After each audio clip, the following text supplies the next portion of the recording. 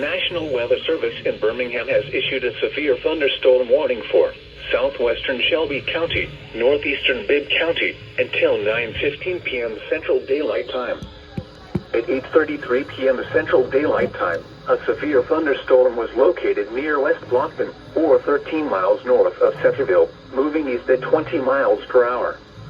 Hazard, 60 miles per hour wind gusts and quarter-size hail.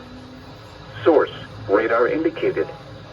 Impact, hail damage to vehicles is expected. Expect wind damage to roofs, siding, and trees. Damage to vehicles is expected. Expect wind damage to Woodstock, West Blockton, Wilton, University of Montevallo, Maline, North Bibb, Green Pond, Hebron, Dogwood, and Marvel.